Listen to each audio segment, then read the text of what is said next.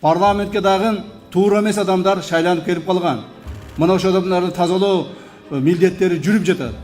Деги эле Кыргызстандын тарыхында 7-чи чакырылыштын депутаттарына болгондой кысым тарыхта болгон эмес.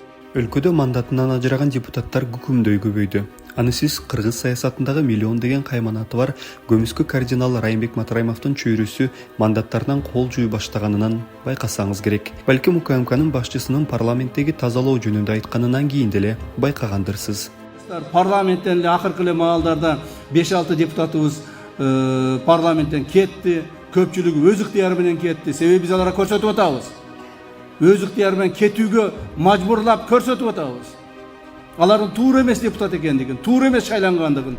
Азыркы 7-чи чакырылыштагы парламентти депутаттардын 4-1-ине жакын алмашты. Алар ар кандай себептер менен кетип жатат. Анын ичинде алар кесиптештеринин уруксаты менен кылмыш иштери боюнча жоопкерчиликке тартылып кетиши мүмкүн.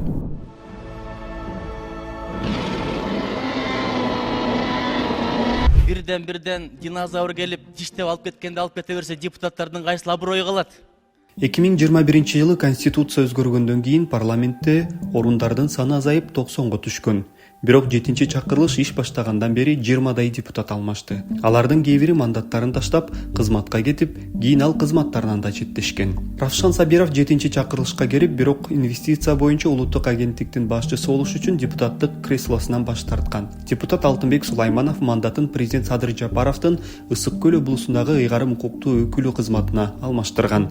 Болбосо бир кезде парламентте аны менен мушташа да кеткен эле. Бакыт Төрөбаев да 7-чи чакырылыштын депутаты болчу. Бирок Минкабдын төрагасынын орун басары кызматына өткөндүктөн мандатынан ажыраган. Кийинки үчилтиктин мандаттарынан кол жуушуна диплом тагырага анын жоктугу себеп болгон. Орозайым Нарматова Мекенчил партиясынын тең төрагасы катары белгилүү болчу. Ал Алмазбек Атамбаевдин башкаруусу учурунда Садыр Жапаровду абдан колдоп жүргөн. Ал эми Жапаров абакта отурганда Нарматова саясаттагы жолун Адахан Мадумаровдун Бүтүн Кыргызстан партиясына кошулуп улаган. Ал диплому жасалма делип мандатынан ажыратылган.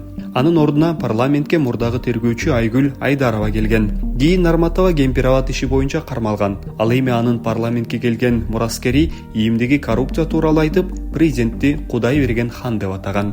Ошол эле расмий айтылган себеп менен дипломдору жасалма делген дагы 2 депутат Фархат Исмаилов менен Фарходбек Алимжанов мандаттарынан ажырашкан. Эки Фархат кошулуп БШКны сотко беришкен. Бирок ошол бойдон парламент босогосун атташкан эмес. Экөөнүн ордуна Айсулуу Мамашева менен Чынберди Төлөнов келген. Кийинки 5 депутат Матраимов менен байланышы бар болгон үчүн мандаттарынан ажыраган. Биринчиси Райымбек Матраимовдун мурдагы кесиптеши жана анын коррупция ишиндеги фигуранты Абдывахап Боронбаев болгон. Ал мандатын өз эрки менен таштап кеткен. Андан кийин Ташиев менен байланышкан канал эксперттер кепке тартылган бул видеону көрсөткөн. Андыктан калган башка Матраимовчуларга мандаттарды тапшыргыла деген чакырык түз эле кайрылуу болуп эсептелет. Натыйжада Айбек Осмонов, Искендер Матраимов, Нурлан Ражабалиев мандаттарын тапшырган. Биринчиси кийин Матраимовго өткөн Мекеним Кыргызстан партиясынын негиздөөчүлөрүнүн бири, экинчиси коррупционердин агасы жана үчүнчүсү бажыдагы коррупция тууралуу иштин дагы бир фигуранты. Алардын мандаттары Бекмурза Эргешовго, Илимбек Кубанычбековго жана Бактияр Калпаевго тиет. Эргешов мурда бийликтин Ата журт партиясынан талапкер болгон. Бактияр Калпаев да анын мүчөсү болгон. Матраимовду колдогондордун командасынын мандатынан ажырагандардын дагы бири Шайлообек Атазов болду. Ал мандатынан өз эрки менен баш тарткан жок. Мандатынан сот ажыратты. Анын мандаты Атазовдун атаандашы, баса ал дагы спортсмен Абдурахман Хажы Муртазалиевге тийиши мүмкүн болуп турат. Атазов өзү соттун чечимине каршы болууда. Маселе аны алып коюудагы процедуралардын бузулуп атканында. Мына жалпы сан 20га жетип калды. Ушунун баарын карап отурган парламенттин төрагасы Шакиев мырза кайсы кылмыш үчүн алып атасыздар, кайсыл мыйзамдар менен деп прокурордон, соттон бир да сурап койбогондугу анын абийирине байланыштуу иш. Эң чындыкты чыркырап айткан Тайманбас Мадумаровдун мандатын алгандан кийин 7-чи чакырылыштагы жаш депутаттардын мандатын алып коюу жөнөкөй эле ишке айланды. Деги эле Кыргызстандын тарыхында 7-чи чакырылыштын депутаттарына болгондой кысым тарыхта болгон эмес. Эми кезек ГЭДа гана кездешкен учурларда. Бул соттуулук Кемпирабад боюнча чечимди жактырбагандык, ал тургай чоң муштумдук. Парламенттин 7 чакырылышында Адахан Мадумаров бийликтин эң башкы оппоненти болду окшойт. Бийлик аны мамлекеттик чыккынчылык беренеси менен жоопкерчиликке тарткысы келген, бирок кийин берене башкага алмаштырылган. Депутат 2023 жылдын сентябрында кармалган. Сот аны алдамчылык жана бийликтен аша чабуу беренелери менен күнөөлүү деп таап, бирок кылмыш ишинин мөөнөтү өтүп кеткендигине байланыштуу жаза чегерген эмес. Мадумаров өзү ага кылмыш иши аны депутаттык мандаттан ажыратыш үчүн козголгонун билдирген. Ал соттуулугу болгон үчүн мандатынан ажыратылган. Мына ушул болуп аткан нерселердин баары ушу мандат үчүн болуп атат да, көрүп атасыңар. Ошол үчүн гана болуп атат да. Башка маселеси жок. Биз күрөшүп келгенбиз. Биз соңку демибиз чыкканча күрөшө беребиз. Ал эми депутат Жаныбек Аберов мандатынан мушташка катышкан үчүн ажыратылган. Кесиптештер ага боор тартып, түшүнүп, кечирип коюуну сунушташып, бирок парламент алып калуу мүмкүн болбой калганда кол чаап узатышкан. Натыйжада анын мандаты кайра шайлоодо экс-депутат жана кылмыш иштеринин фигуранты Карганбек Самаковдун Ататүрк паркында үй курган уулу Кубанычбек Самаковго тийген. Ал эми Өмүрбек Бакиров болсо Кемпирабад чечимин колдобой тургандыгын көрсөтүп, андан кийин УКМКнын башчысы Камчыбек Ташиев менен кайымайтыша кеткенден кийин алгач аны иш бөлмөсүнөн ажыратып, андан кийин шайлоочулардын добуштарын сатып алууга айыптап туруп, мандатын алып коюшкан. Мандат Равшанбек Рысбаевге өткөн. 5 жол сурадыңыз. 5 жолу жооп. Мен кандай экенмин? Так. Мен кандай экенмин? Кандай экениңизди эл өзү билет, сизди кандай экениңизди. Ким экениңизди да билет. Эл жакшы билет, сизди Жакшы дагы билет. жакшы. Сизди дагы жакшы билет. Вот именно мени жакшы билет. Ошол үчүн мен ошол жерде турам. Болду. Убакыт көрсөтүү, эмнени көрсөтөт? Эмне колдасың мен убакыт? Болду, токтоткула. Сөз жок. Эмне убакыт көрсөтөт экен? Камчыбек Кыдышевич. Эмне убакыт көрсөтөт экен? Болду, токтоткула. Токтоткула сөз. Буга чейин аты аталган Матраимовчулардан тышкары мандаттарын ыктыярдуу мажбур болуп тапшыргандардын башкалары да бар. Алардын бири Эмил Жамгырчиев. Анын саясий карьерасындагы эң эле таң калтырган учур ал парламенттен качып чыкканы болду.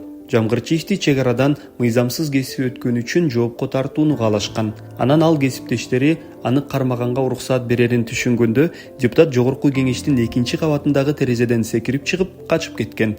Качкандын мандаты мурдагы экономика министри Элдар Абакировго өткөн.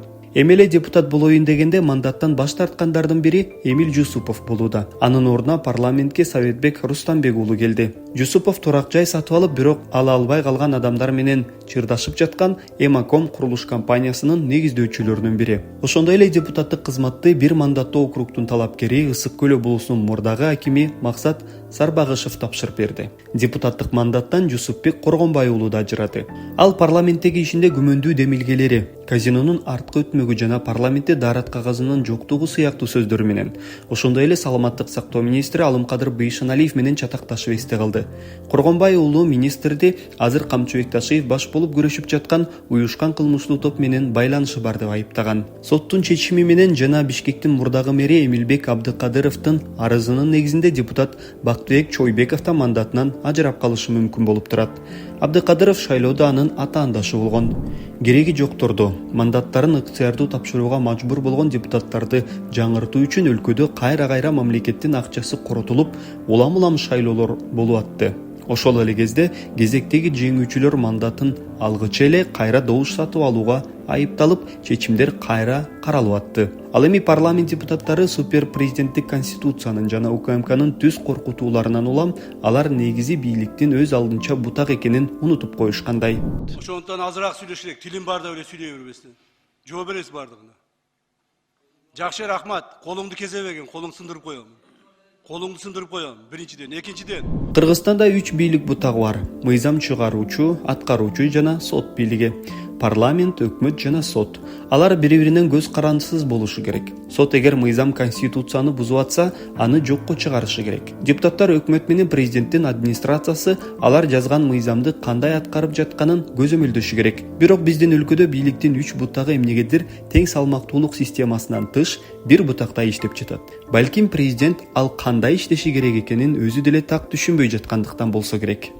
У нас сегодня существует 3 ветви власти: парламент, президент и правительство.